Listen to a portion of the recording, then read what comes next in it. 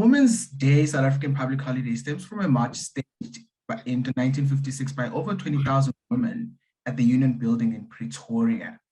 These women were essentially demanding equal rights to their male counterparts. Since the dawn of democracy, South Africa's interesting history has paved the way for a comprehensive framework for handling race and gender diversity in the workplace, mainly driven by the Constitution, the Employment Equity Act, as well as the BBBE framework. Fast forward to 63 years since that monumental march, the Harvard Business Review conducts research which shows that women actually outperform men in 17 of the 19 leadership competencies that were tested. Deloitte & Touche in 2020 then published a white paper which asserts that companies that embrace diversity as part of their culture outperform those that do not. Despite all of this, only 2 women hold the CEO position amongst the JSE top 40 entities. 23% of the ICT jobs in South Africa are held by women, and a mere 7% of the female board of directors are executive directors. But as Stephanie Crary points out, not all women's struggles are equal. Some studies have shown that white women have disproportionately benefited from the 1956 march, and that Black women continue to scrape from the bottom of the barrel for career growth opportunities. Good evening, ladies and gentlemen. My name is Sia, and I will be your host for this evening's webinar. Joining me is a magnificent panel of Black women that have successfully navigated the corporate jungle and will hopefully share some nuggets of wisdom in climbing the corporate ladder or the entrepreneurial space, as it were. Please allow me in introducing Ms. Amanda Zwane, who is a senior associate in the local government and litigation department, with rights to appear in the High Court. She's actually also our young BMFYP KZN Head of Portfolio for Professional Development.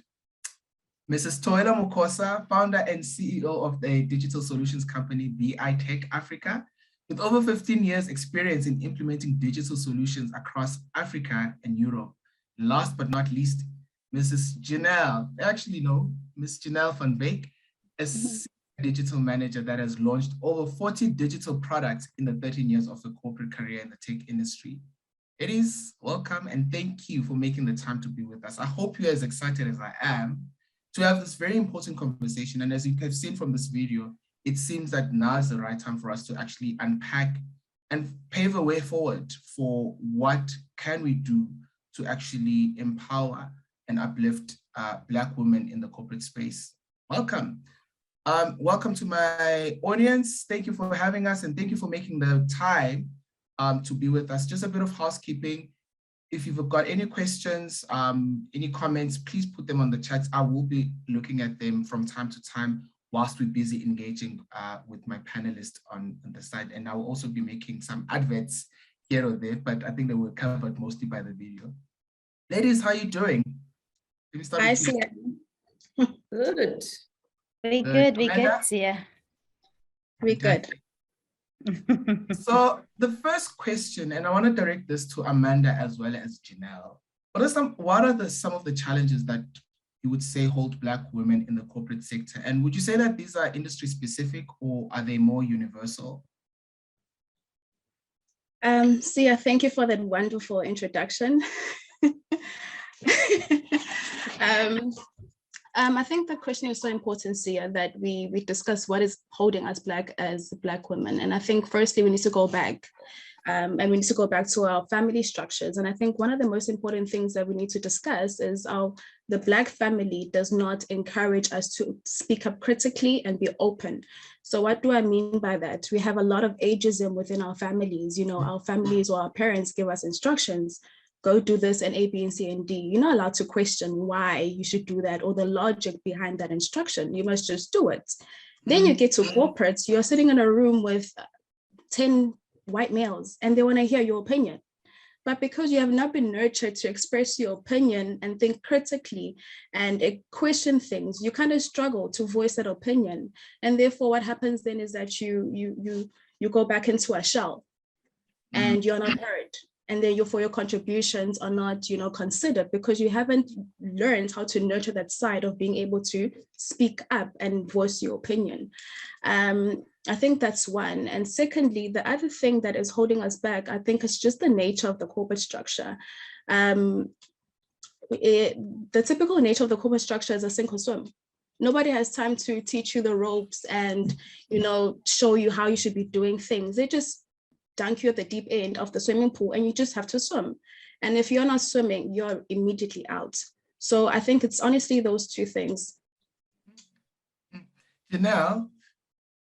Yeah, no, 100% support that, Amanda. I think, so your question was around, is it universal or is it industry specific? So I think there are some universal truths. So one of the universal truth is, one, being able to speak for yourself. Two, there's no representation. In the tech industry, for instance, I often go to meetings and I'm the only female. And I sit in a room full of men and I'm the only female, and and when you look ahead of you, there isn't any females that represent. So sometimes, if you don't have that voice, you can't actually speak up for yourself. I think, the point of what Amanda mentioned is that the corporate world is designed for the male. The fact that it's 9 to 5, the fact that it's 5 days a week, the fact that, even up to corporate clothing, guys, doesn't suit a typical African woman's body. I'm sorry, have you ever tried to buy a black pants in the shop? So it's not geared towards us. So, when you come into an environment where you often, want to ask questions, etc., it's very difficult to do that. And I think the last point that makes it universal for women is there's kind of these unknown rules. And unless if you're the first generation in your family that's been in corporate, which is my experience, there's these little rules that exist that are like professional rules that you don't know where they come from. They're like, no, it's like an underground rule. And I suppose if you've had that indoctrinated in your family, like maybe your mom worked in corporate or your dad works in corporate and you kind of understood these rules of engagement, it makes it easier.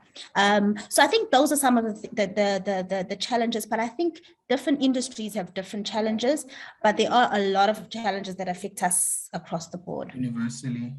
I like the very important point that Amanda raises around culture, because and I don't know if it relates, I'll ask a question in relation to that, but that subserviency, I don't know if it's across race or if it's specific to women, but let me park that. So I had a very interesting encounter this one time where a friend of mine applied for a job, but she was in her first trimester of her pregnancy. So she wasn't showing. She only revealed that she was expecting after she got the job. And this lady, her now boss at that particular point in time, a Black woman herself, was saying that she was actually lucky that she wasn't showing at that time, because she wouldn't have hired her had she known that she was actually pregnant. I don't know if it does. Do you guys find that motherhood gets in the way of your career as a Black woman? And do we have people that are higher up the corporate ladder that are Black women? Do they offer helping hand, or is it each to her own? Now I want to start with Toela on this one. So I would like to echo the same sentiments that Janelle said, to say that the corporate environment is designed for a man. And when we come to motherhood, it's very few companies that offer good maternity leave, good paternity leave for your spouse to come and support you when you give birth. Things like breastfeeding rooms, things like creches at the workplace. It's just now where we're seeing some of these initiatives being implemented in the workplace, but before you would not get that. And there is definitely, I remember I've got 4 children, and it's clear to say, oh, Toela, you're pregnant again. And it's like, it means you're going on leave. How long are you going for? It's an inconvenience, yeah. Yes, it's an inconvenience. You're going away, and then they're now thinking to say, then you have to come back, and then the transition with the client. So I've always worked in consulting, so I've always been client facing. So I have definitely seen it does disadvantage people. I've heard fellow business owners are reluctant to hire females, especially young females, in their early careers, because they know the minute they get a fiance, they get married, then they're going to have the baby and they're going to be out or down for, or they'll even completely leave the workplace. Wow. So as sad as it is, motherhood does affect a woman's career. You even see it in terms of your pension.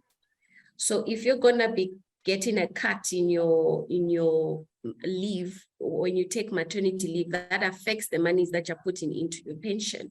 So you will find that women are also receiving a less pension than men. And it's just because of the nature of who we are. Yeah.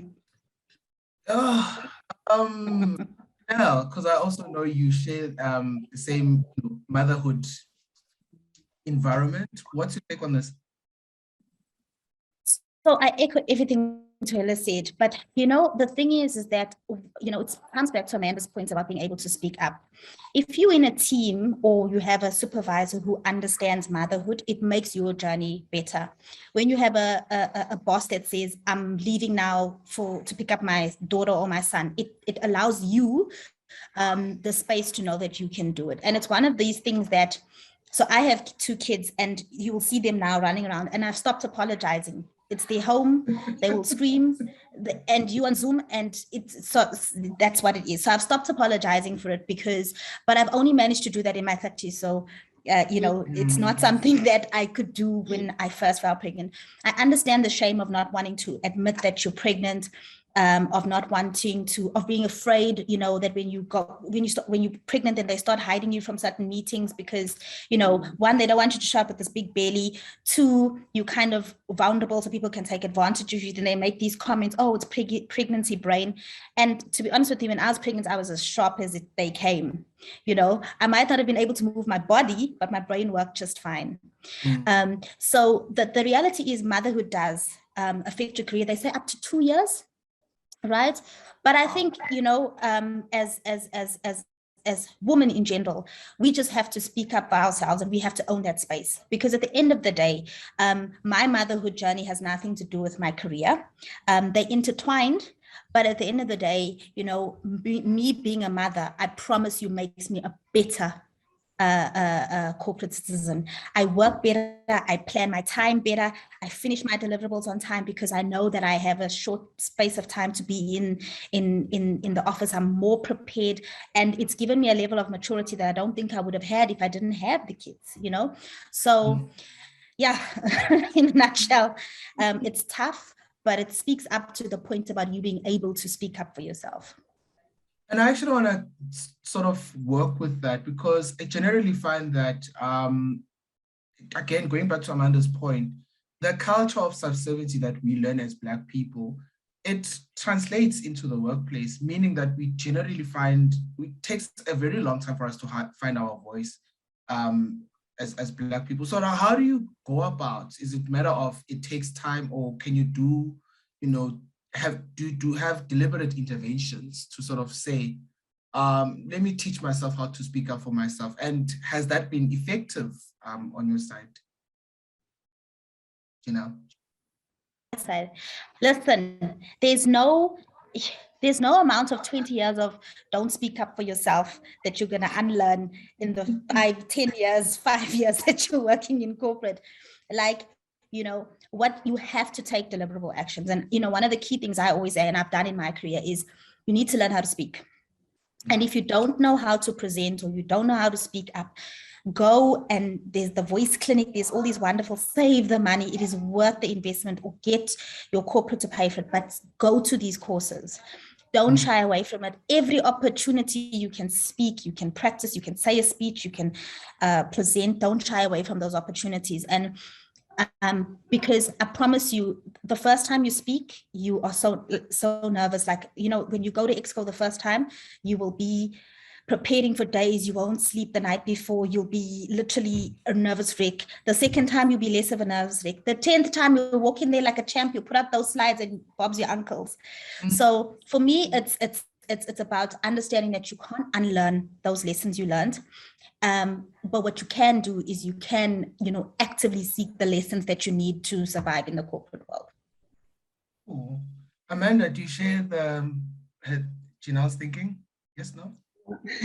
100%. Sia. I think it's important what Janelle mentioned, in that you need to be able to do more and participate more in seminars and do more things, that you're able to take yourself out of that shell and be vocal on things. Because I remember a few years ago, I participated in my first seminar and I was a nervous wreck, and that speech was awful. And I said to myself, I will never do it again. But then if I say that I will never do it again, how will I learn to be vocal and present my ideas?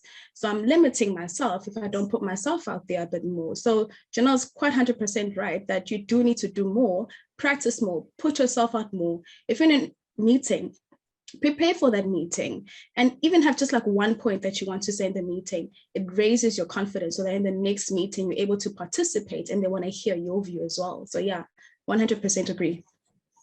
Very interesting. And whilst I have you there on the spotlight, there's a book that I read by Ulinda Loas, Kenjana, Black Girl's Guide to Corporate South Africa, and it narrates some of very interesting episodes in her corporate career.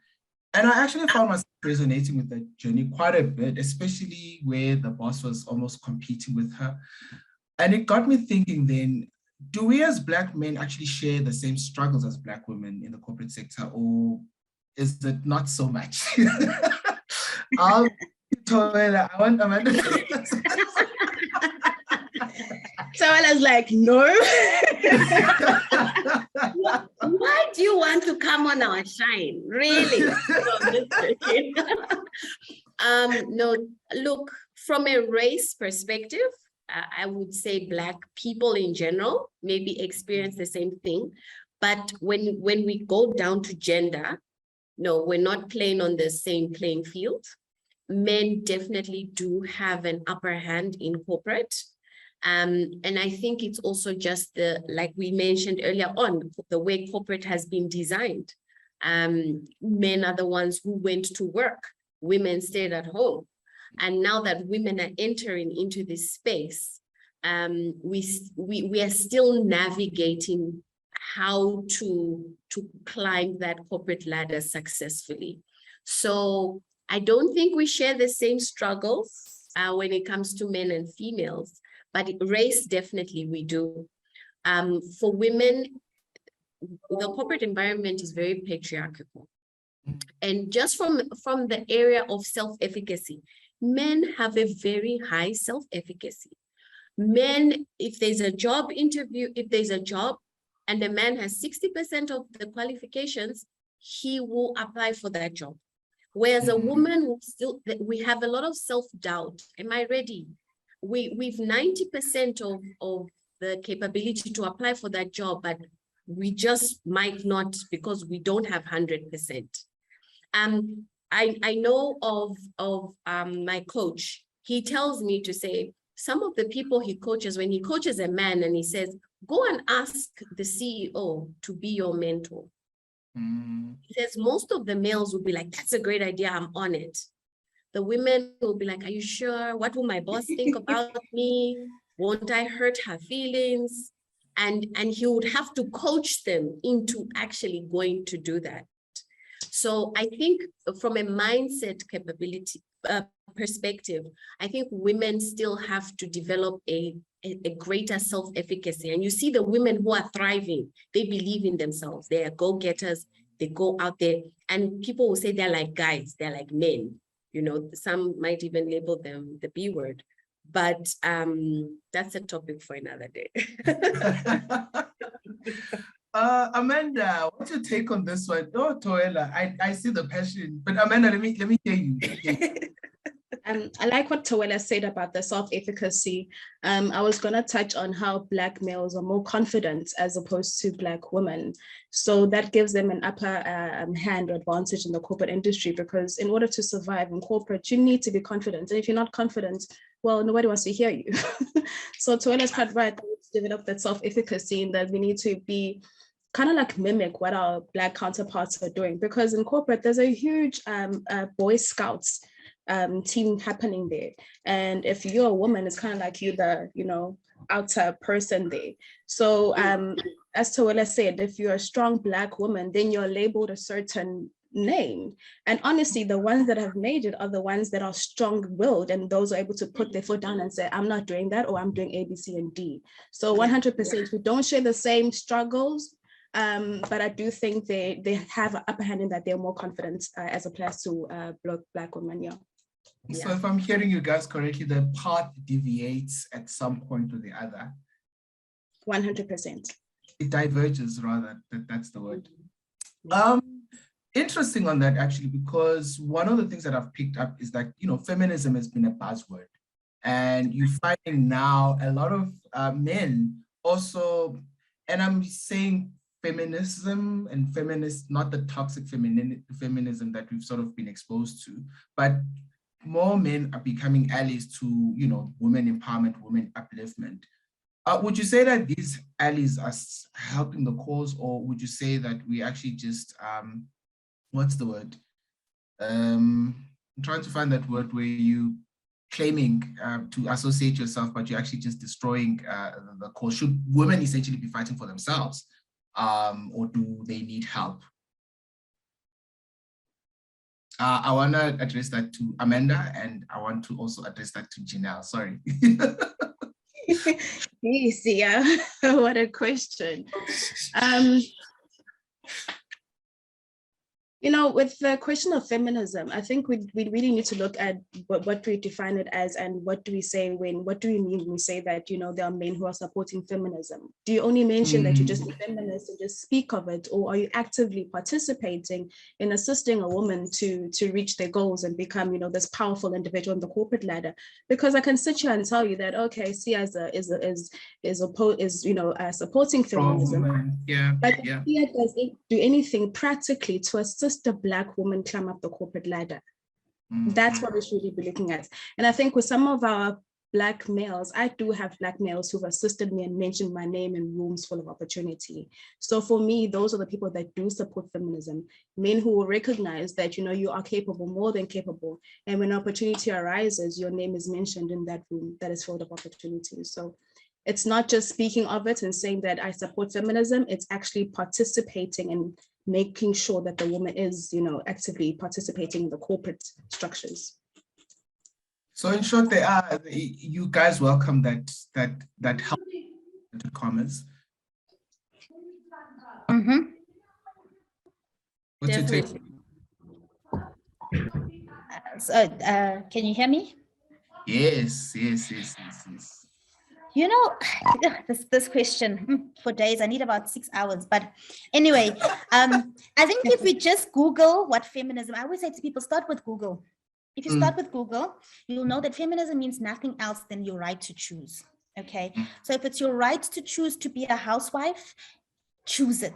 If you want to be a stay-at-home girlfriend, you're welcome to choose. You want to be a corporate powerhouse, choose it. It's your right to choose. So I think when you're speaking about feminism, it's supporting people's right to choose. It's not saying that a woman has to be one way or another, but encouraging her to be whom she wants agency. to be, So I think, men, the world will not change without men, because once again, we're not in rooms where you guys have access to.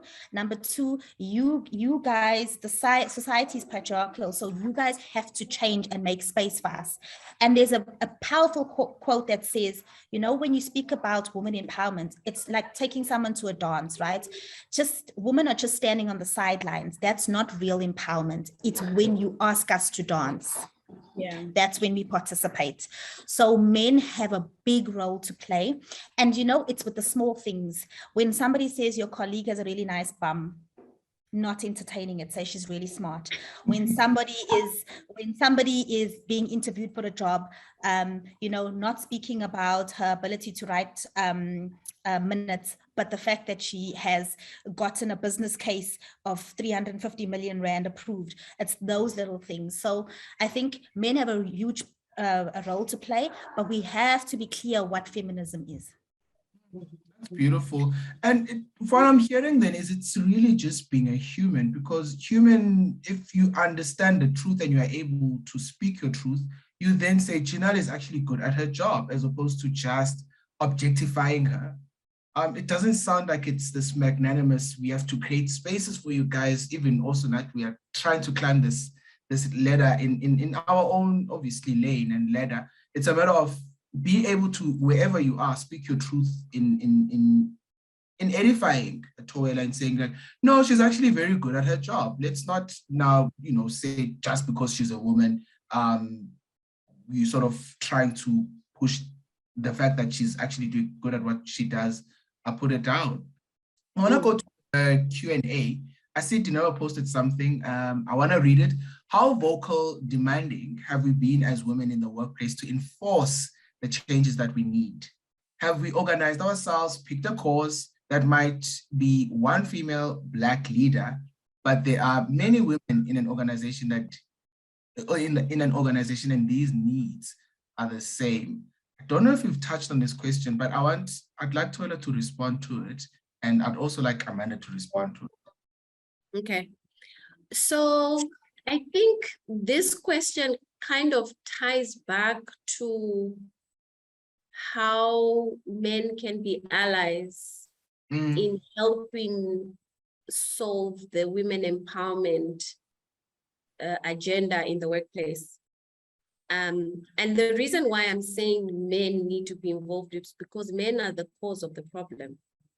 We cannot solve the problem as women on our own. The people who created the problem are the ones who've got the answer to solve the problem. And most of the time when we hear about women empowerment and equality, and it's always women, men, very few men. So I am of the opinion that we need more men to come on board and actually solve this problem, because they started it. They need to solve the problem. It's not for us women to solve. And when we are in our organizations and we're shouting and we're like, women's rights, we want this, we want that, we need more men to be the ones there saying, no, we need to change things. We need the boardroom to change. We should allow afros. We should allow people to wear floral dresses, and there's nothing wrong. We need people to be able to cry, and it's okay. We need to be deliberate in our parity policies and make sure that we're promoting more women in the workplace. So it starts with men, I think. And I think as women, we should continue talking about it, but we should be deliberate in bringing men into this conversation. Very interesting. Amanda? Sia, just to get the question right, I think the participant has asked what are we doing as women to ensure that Black women are climbing up in the corporate ladder. I share the same sentiments with Toela, but I think honestly, this is our struggle as well as women, that we need to take in and hone in like the women of 1956 who fought for their own struggles, because if we said we're waiting for men, we're not going to get anywhere. So we really need to organize ourselves and make sure that we are placing ourselves in positions of opportunity. We need to work on ourselves, whether it's being vocal, learning more, and actively forming societies and organizations like the BMF that gear towards growing Black professionals, Black women, and as Black women joining those organizations and contributing to those organizations. Only once we develop those skills and develop that intellect, then I think we could go very far. But I think it's not just only for men, because they've started this problem as well. They've started it, I agree, but but I think we do as women need to take this and say this is our struggle and run with it. So what I heard from Toela is it's almost like you need to lobby. It's more strategic rather than Amandla vibes. They take it to the streets, the boardrooms. And is there a need for that balance? Because I think there's definitely merit in being vocal and demanding for change, because we're not gonna know, and I'm speaking from from a men's lens now, we're not gonna know until you guys say change needs to happen here. So is there a balance between needing to lobby compared to Amanda we are burning down this boardroom if change does not happen. Yeah. Let me ask Toela on that, and then Janelle as well. Maybe. We don't need to be so radical. I think even when we grow in corporate, the people who do make it, especially women, are people who have built relationships in the organization. And if you create allies, both in men and women, and if you can voice your frustrations with those allies, let's say they're men, that is you also like just voicing out your frustrations and your opinions. Because I always feel like if we just voice our frustrations with women, women also share those same frustrations. But if you actually have an ally in the men, and actually try and let them hear and understand, because a lot of men sometimes don't understand what we go through. You know, some of the things that they say in the boardrooms are inappropriate, but they don't know or realize that what they've said is actually offensive. So I believe in allyship in terms of create those allies in the workplace, create a network, put your best foot forward, do your work. And if someone passes an inappropriate comment, you know, just let them know. If someone passes to say, oh, you look really hot in that outfit, you know, you'd be like, thank you, but I feel uncomfortable that you just said that. So that at least they know that, you know, that's not something you say in the workplace to a woman. So I believe in allyship, and I believe as women, you know, we can talk about it amongst ourselves, but we really need to bring the men on board, bring them into this conversation, and take them through the journey. Education is key. Janelle? Yeah, so I agreed. It's not a radical change, right? Because the change takes time. But you know, the thing is, women don't really have agency. You know, you getting a job, you in this job, you're just trying to survive. You know, it's about getting out of that scarcity mindset that you're the only one and there's no blessings for anybody else. And if I get promoted, if she gets promoted, nobody else can be promoted. It's about having an abundant mindset, right? And also taking deliberate action. I had a talk with one of my colleagues earlier on, and she was saying, why aren't you confident enough to just hire a full female team? Just have the audacity sometimes, you know? That's a simple thing that you can do as an, you know, to promote women's rights. It's not always about learning and teaching women and you've got to learn, you know, it's about saying, actually, I have exactly the same qualifications that this person has.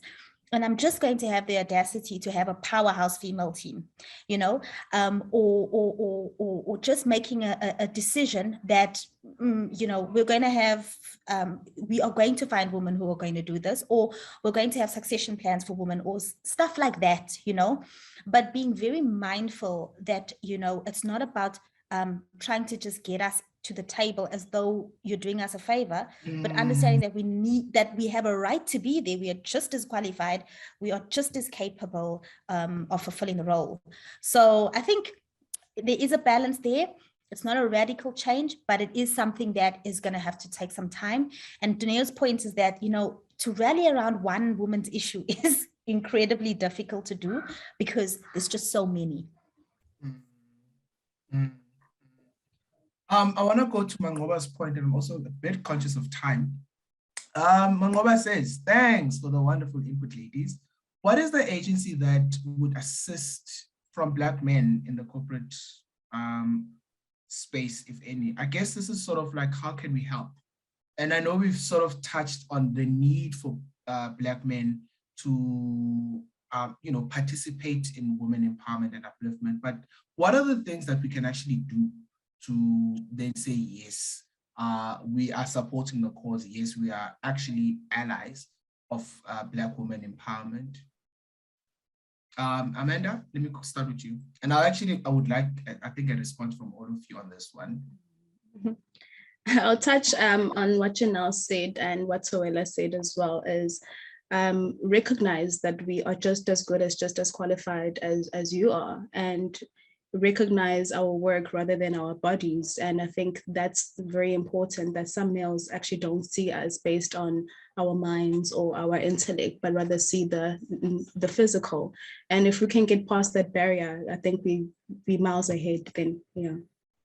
Wow. Janelle? So for me, there's a couple of things. One, if you are a leader of a team or you put into a leadership position, don't ask the female in your team to get coffee, water, write minutes, book a boardroom. Why?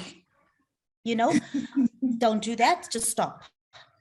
Number two, you know, if you're in a meeting and you kind of get to know your staff members, and if you're in a meeting and you have a female team member who is kind of withdrawn, whatever, draw them out, ask them, give them that platform, give them that space to speak up in a meeting. And three, don't be afraid to surround yourself with really powerful women. If you ever want some hardworking people who can get stuff done, do it. And, you know, you set an example and others follow. Ooh. I love Nice. I Same. love that. I think the one takeout I'd like the men to take is to be deliberate. Be deliberate about women empowerment. Have it top of mind. And what you could do by that. I love, Janelle, your examples. Please, what she's saying is key. Be deliberate when it comes to hiring. If you are a manager or you're in a team lead or there's a key assignment, be deliberate in choosing female team members or getting females into your team. You have to be deliberate, especially in IT, because I also work in IT. If you put out a job advert and the majority of the response is male, don't just fall back and say, no, we put out the advert, most of the people that applied for the job were male. Be deliberate and say, no, for this role, we are going to get women. The other thing is, in meetings, like we said, men have more confidence. Be deliberate in hearing your female colleagues or your female peers' opinion. What did you say there, Janelle? I didn't hear that. Maybe we should go with what Janelle said. So I would say, be deliberate. Nice. I'm gonna go off topic slightly and ask a very random question. Maybe we'll get a woman's perspective on this one. What are some of the tips that you can give when it comes to negotiating a salary in the corporate space? Hoela. Okay. So I'll give you a little bit of insight on the other end. When corporate is hiring you, they've got a budget and they've got ranges. So the job levels or grades have got ranges. And the offer that we will give you is the lowest range. Do not take the first offer that you receive. And go back and see and negotiate back. The levers that you can negotiate, obviously it depends on the level that job that you're applying for. But I know and I know that was me. They give me the offer, I'm like, wow, this is a really good offer. They love me. and then I take it back to my husband and he'll be like, no, you know, why can't you negotiate maybe more leave? Try and negotiate a petrol card, a cell phone, change that into something monetary, education, or even say, I want $1 million more, because men do that. So please, by all means, do not accept the first offer that you get and go back and see what you value. Because for some people, the extra 5% means more, where some people, they would prefer more leave days. So it depends on you as an individual, what you value, and then negotiate from that. Some people want a job title. Some people are not really bothered about that. Some people want to go and get educated. Some people want long-term incentives like equity and bonuses. Yeah. Some people want short-term incentives. So you should know what you're worth. Also ask around, ask people who worked in the organization, go talk to recruiters, what is my benchmark, what is there. Another thing is don't give your payslip. Because the first thing we as business owners will do is we'll ask you to say, okay, give us your payslip. And then we'll look, let's say my range is 30 to 50,000. And you give me your payslip and your payslip says 25,000. And then I will offer you about 27. So do not give your payslip, because at the end of the day, the companies are looking at their books, their numbers, and they're trying to see where they can cut costs. So tell them to say, look, I am worth this, and no, I'm not going to give you my payslip. I know some people feel very uncomfortable to not give the payslip, but really, you really don't have to, because they're going to top up on your payslip just like by between a 5 to 7, sometimes 10% increase. So if you know your work, you go in and you say, this is what I want. In fact, and you normally start higher. So let's say the job is $1 million. You go in 1.8 because you know your minimum is 1.5. But you go in at 1.8 because they will bring you down. Nice. Yo, that's a jug full. Amanda, what are your tips? So I'll speak on the other side as the job seeker. Has given us the other perspective of being the employer. I would say it's very important for you to shop around. Ask your colleagues, maybe in Johannesburg or Cape Town, doing something similar to what you're looking for. What are you currently earning, or what is my tax bracket that I should be looking at? So that when you go into there, you're able to negotiate and say, okay, cool, I'm looking at this amount of money and that is what I want. But at the end of the day, you can't just say, this is what I want. You need to be able to back it up with your level of years and your experience. So it's important that you do your research, and that when you ask the interview, what are your skills? You sing like a bird. You mention all these beautiful and wonderful things about you. So then we get into the negotiation table about your salary, you know, they speak to somebody who knows what they are talking about. You know what I mean? So I think it's very important that you do shop around, speak to other colleagues in different industries, in the same industry, but maybe different provinces, to find out what are they currently earning. Speaking again on what I said about the salary advice, don't give out your salary slip or the salary advice. Don't do it. It's just a no. Because honestly, she's right. They look at what you're currently earning and they go, we're going to offer you $3,000 or $4,000, a little bit more than what you're actually currently earning. So I would say, in order to navigate that or kind of pull away from that, kind of say to them, I'm not currently earning within what I need to be earning, with what I actually deserve. And I'm not comfortable to give you my salary slip, because my salary slip does not reflect my experience or my skills. And yes. I recognize that, and I want to course correct that. So that just be upfront with them and say, no, don't do it. I just want to say, you heard this from a lawyer, ne?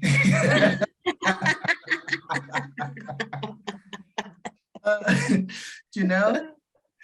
Yes, yeah, you know, this is my favorite topic. I always say I work for money. Money. I work for money, and people will know, if you look at my jobs, I've had a lot of jobs, but I have a few rules when it comes to money.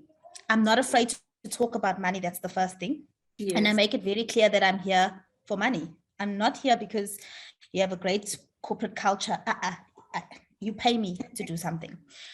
Number two, as a Black woman, your CV should always be updated. Do not leave a job when you're unhappy and desperate, because then you'll take the first offer that comes your way. Be always in the market so that you get people coming headhunting you. Okay, so that's the second thing. As a Black woman, you shouldn't stay in a role for longer than 5 years at a particular company. You will be underpaid. You will start getting 2%, 3% increases, and eventually you'll lag the market. That's it. So unless you're jumping and you're getting a promotion in-house, even if you get a promotion in-house, don't ever take a promotion and they say, we're going to give you the money in March. No, you're doing different work, different responsibilities. It is when they ask you because we often desperate, like, oh, I need this job role. And then they ask you, do you need a salary increase? And then we say, no, I don't mind. No, if you're going to be getting a promotion means more work, more responsibility. Therefore, you're in a better bucket. Therefore, they should pay you more. Okay.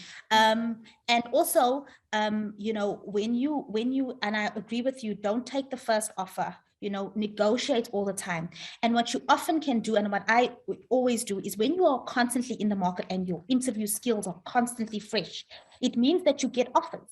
So if you're working in an organization and you're really good and you're really enjoying it, whatever, get a counter offer every now and again just to boost the numbers up.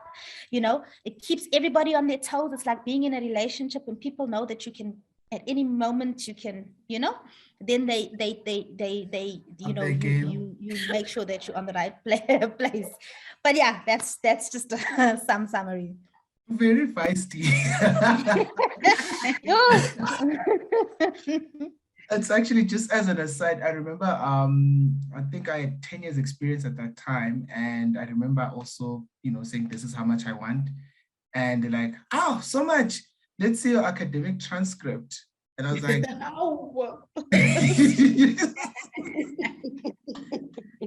why? Moving on. Yes, and I'm conscious of time. Actually, let me go to, I saw one of the Q&As, so let me quickly address that one.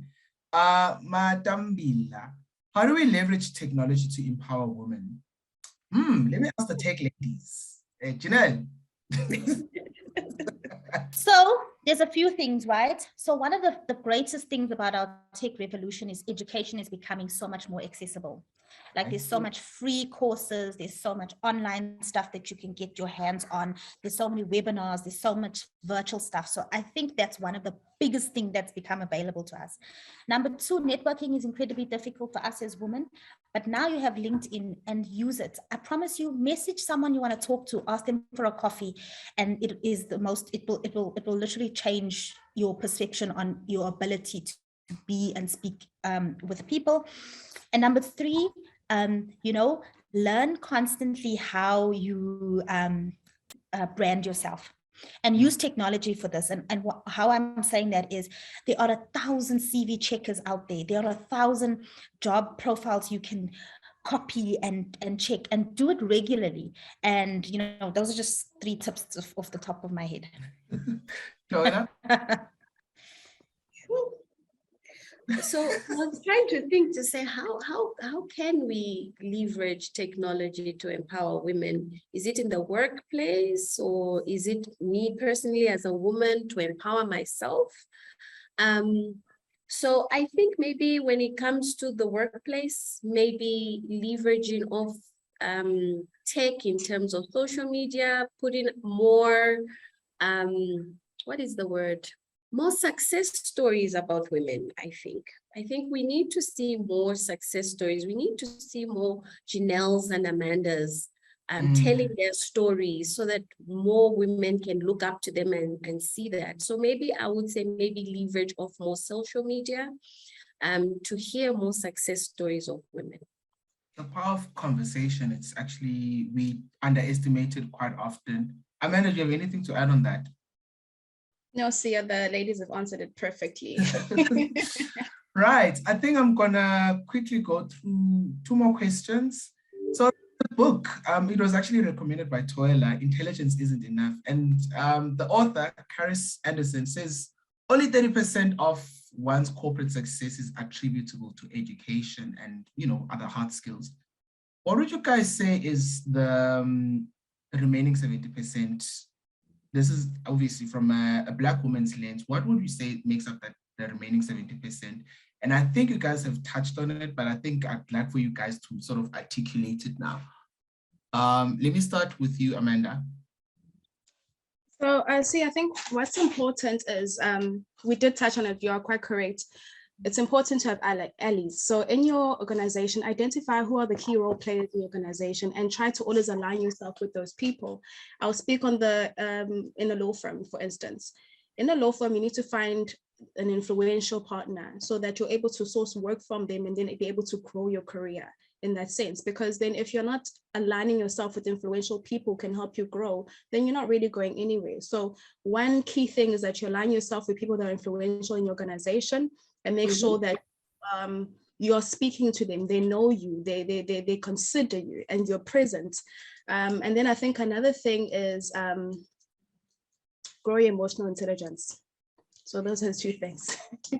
Hey, I love that. Lead thyself and lead others also through emotional intelligence.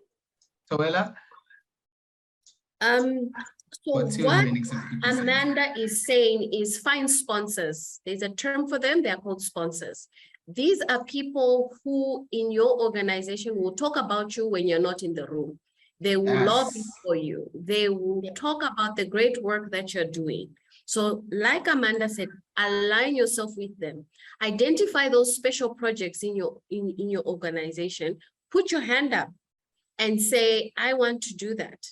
Yeah. And tell people about the good work that you're doing. Tell that partner, I did this, I applied for this, and this is what I'm currently doing. And also offer help. How can I help you? Currently, yes, this is what's on my workload. What is there that I can help you with? I'm good at A, B, C, D. How can I help you? And as you build in relationships, so people matters is very important. I think put the education aside, the intelligence aside, build those relationships, build those allyships, get the sponsors. And then also, guys, get mentors. In the beginning, we did say, you know, our white counterparts know how to navigate corporate. So we as Black people should also go and look out for mentors to help us navigate. It's like sending a child to a shopping mall by themselves. They don't know. So we as Black females need to find mentors who will help us navigate this corporate jungle. Yeah. Oh, powerful. Janelle? So from my side, I think, you know, I agree with what the lady said, but just to add, you know, you need to be mentally strong. So mental wellness is not a joke. So you need to work on it. You know, not everybody's gifted. Work on it, have some mindfulness, just understand resting is just as good as working. I think also taking care of your body. And, you know, the one thing I always say to everybody, I've never met a man more intelligent than me. And people always think it's very feisty, but it's not. I've never met a man more intelligent than me. However, they're more successful than me. And the reason for that is because they're charismatic, they do the least amount of work, and they have absolute audacity. But you can't have those things unless you have consistency, unless you have hard work, preparation. I tell people, you know, start with preparation. You know, preparation for a meeting is probably something that you don't, it will take you so far. Because that gives you confidence to speak up as well. So, but I think for women, what I've seen of late, it's around also looking after your mind and your body as well, being able to rest and consistency. And if you can combine that with the power of mentors and sponsorships, I think, you know, that determines your success. Great. Oh, guys, this has been quite loaded, and I don't want to run out of time because, you know, us in African time, so I don't want that to be a thing. But I do want to read some of the comments that I'm seeing here. Ayana Masina, great session, no question really. I'm just really happy to see Amanda thriving at Chepston and Wiley. Shy. I see, in my experience, the other 70%, this is from Tulisile Butelezi. In my experience, the other 70% definitely alignment. I absolutely agree, Amanda. Also being street smart and knowing your environment, right? So it's not about book smart only. And then this is for Janelle, apparently. Love your confidence. However, let's say you didn't have the experience and brand awareness. How would you navigate salary, you know, if you are less experienced? So there's a term that they call in corporate, which is a disgusting term, but it makes sense, is you need to pay your school fees. So if you don't have experience, sometimes the best value for you is experience. Okay. And oftentimes, but what happens is there's also these funny things that they do with interns, and then they don't pay you, and then you're working like craziness. And so like avoid those situations. But where you're in a situation like on a graduate and you are getting experience, I always say cap it at a particular period. So if you need great experience, a year or two is it. Then after that, you need to negotiate with your leader to say, listen, what would it take for me to get an increase? And they would give you some concrete things. And you as an individual take responsibility. So they say to you, you need to do X program, or you need to complete X project, or whatever. You keep track of that, keep it in writing, and you hold that to them at a particular time. Don't ever get these verbal promises that exist in the ether. It must be in writing on email. And but you do not do negotiation unless you do have the experience. That's the one thing I'd caution against. If you need experience, sacrifice the money for experience, because it is something that you're going to need. But cap that experience story at 2 years. After you've done something for 2 years, you pretty much know the basics, and now it's like honing that skill. So that's what I would say. I love it. I will have to end it there, unfortunately. Ladies, it has been fantastic. I hope the audience also really enjoyed this very charged conversation. I think it's very important that we create platforms for these kind of conversations. And I don't think this should be limited to, a Women's Month calendar. It's very important that these conversations are beyond, because we've been having this struggle since 1996 and we're here. I mean, in any event, just a bit of advertising. There's 2 events that are happening from a BMF national perspective. The Lot Ndlovu seminar is happening on the 25th. And I think there's a conversation around the women's dialogue also happening. I can't remember the date, but it's sometime this week as well. Please have a look on the Facebook pages on the BMF case KwaZulu-Natal for more updates. There is another webinar that's happening. And the topic there is the psychology of the imposter syndrome. It's very important, and I think it's quite poignant being Black. And going back to Amanda's point, that culture that we are, that carves us, and how that then translates into this imposter syndrome when we find ourselves in powerful spaces. We want to have a conversation around that. Ladies, it's been absolute pleasure, and thank you for entertaining me. And, not shying away from this conversation. You're absolutely wonderful. When can people find you? I want to say LinkedIn, because Facebook is social. I want the professional space. Amanda? So I'm available on Facebook, LinkedIn, Instagram, and yeah, those 3 platforms. And obviously LinkedIn, I am Amanda Zwane. Nice. No? I'm Janelle van Wyk on LinkedIn. Always available on Fantastic. LinkedIn. Toela?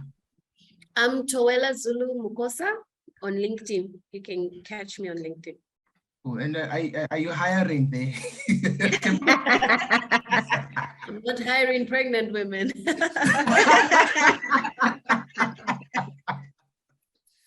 Guys, absolutely love it. Thank you so much. Let me see. It looks like there's a night. Oh, Lydia Motobela Nhlapu, very insightful conversation. Thank you to the host, Halala, that would be me, and the panelists for making the time and contributions.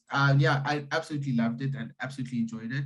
Hopefully we'll have another one, not in August 2023. Guys, that is it on my side. I bid you farewell, and it's been fun. We'll see you next month for another exciting. Cheers. Thank you so much. Thank Cheers, you, guys. BMF. Thank you, Sia. Thank you, ladies. Yes, thank you so much. Bye. Cheers. Bye. Bye.